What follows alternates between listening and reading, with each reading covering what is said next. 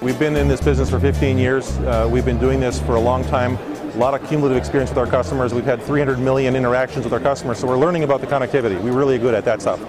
Now, we're in 6 million vehicles right now with our customer base, and as new vehicles like this Chevy Volt come into the marketplace, the opportunity to leverage the connectivity that we have in this vehicle to do new things around energy management, it become quite exciting. And so we're here at this utility conference to really do some demonstrations with some companies to explore the possibilities and to really learn and leverage what this connectivity can do. So it's not just about the life-saving things that we do all the time, which is very important, but it's also about learning more about energy efficiency, energy management, control of the load that the vehicle places on the grid, a lot more smart grid integration activities. There's a lot of stuff that's possible, and we're in this exploration mode to really test the waters.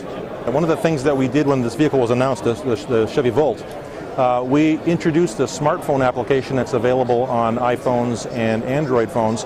And one of the nice little features there is a notification service, which says that I can set the time. So for me, when I drove the Volt at 10 p.m. every night, if my car's not plugged in, the car is going to send me a text message to remind me.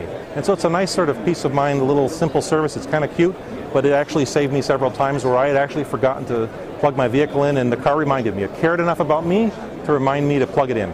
But now, as we look at more sophisticated things that are possible, there's a lot of concern in this space as people buy more of these electric vehicles. They're going to be overloading the grid and overloading the circuit.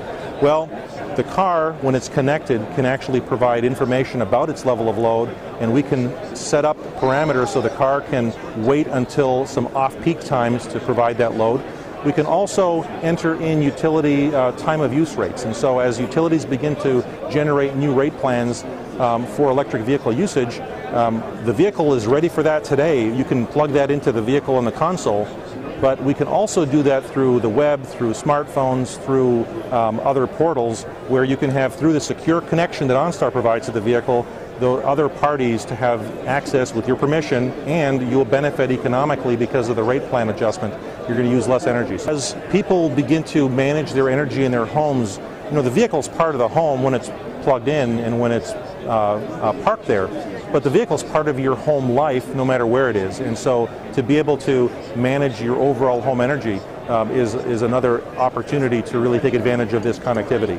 And as you look and start to speculate into the future about what's really possible, this is a mobile vehicle, of course, and so if I come visit you at your house and I want to plug in, you shouldn't have to pay for that. My car should be smart enough to know that it's consuming energy. It knows where it is. It's consuming from your account.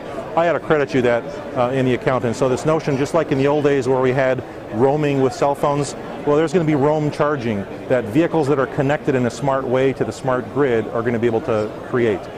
As we start thinking even deeper into the future about the possibilities, when I turn the car on at night on a weekday, you can pretty safely bet that I'm headed home. Okay, well, as the vehicle through pattern recognition can begin to infer the person's intentions. So if we think about this thing called intent management, we can actually alert the utility that here's a car, it's going to be home in 40 minutes with this much load, the car's set up in immediate charge mode, and you know what, you're going to have this much of a load on the system on this particular transformer. And so the ability to have predictive load management is something that the industry hasn't had before. We've done historical stuff, we've never been able to actually say here and now this is what's going to happen. So a lot of possibilities to leverage this connectivity. We are absolutely coming at it from an open source approach. And from this standpoint, this vehicle has connectivity that through the OnStar connection is done in a safe, secure, private, lockdown manner that we've been doing this for a long time. We know how to do it right.